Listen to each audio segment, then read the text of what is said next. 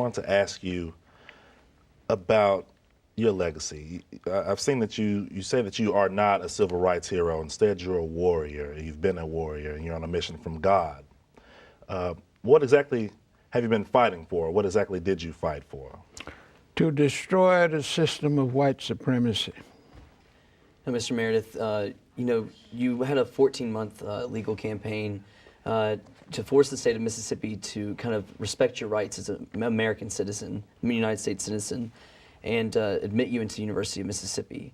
So, was there any time during this campaign that you had any doubts that, this wasn't going to work out?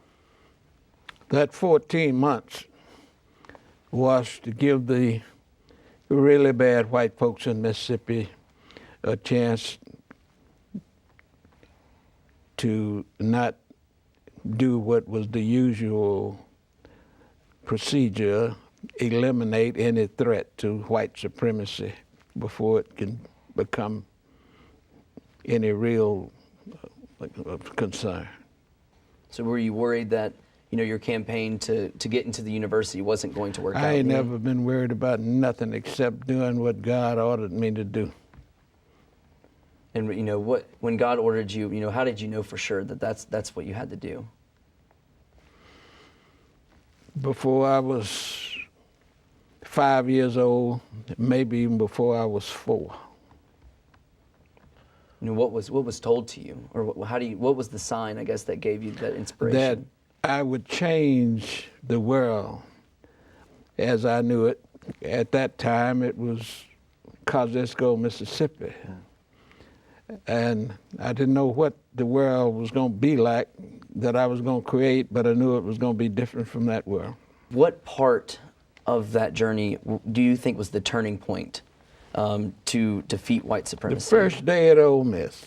The very first day at Ole Miss, I was ahead of the game. James Meredith and the United States government won one day. One day. And every day before that, we'd been losing. Every day since that, we'd been losing. Could we talk again about the March Against Fear? Along the way, I read a lot of outlets that said that there was a white indifference as you walked along that way. But I've seen video from this time period. I've seen video of you walking down those streets, and I saw people cursing at you. I saw people yelling at you, and we know ultimately you were shot. What was the response from white people? What were the things that people were saying? What were the things that people were doing? There wasn't but one response that had any significance, and that was James Meredith's response. Right. The man that shot me was so irrelevant. Mm-hmm. It was more than 40 years before it was important enough for me to find out who he was. Because he didn't leave home to shoot me, he got caught up in the whatchamacallit of the day. Mm-hmm.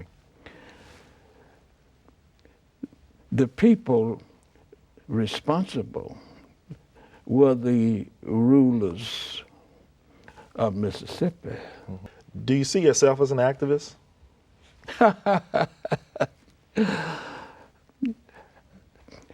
I'm a soldier. And ain't no soldier that I ever heard of describe themselves as an activist. Right. History, some historians, they portray you as sort of like an enigma. I was going to say an enigmatic figure.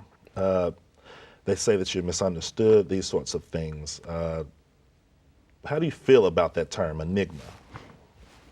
Well, if I feel anything about it, I feel like a failure, because my mission from God is to get the people to do God's will. And anytime people are not doing what they ought to be doing, it's my fault. You talked about being a soldier, and all soldiers in every battle, there's always history of it. And so, are you ready to kind of claim your spot in history, with this entire state of Mississippi? I ain't dead yet. As you continue on this journey, as this mission, from God. And that is the title of the book, as Logan has here.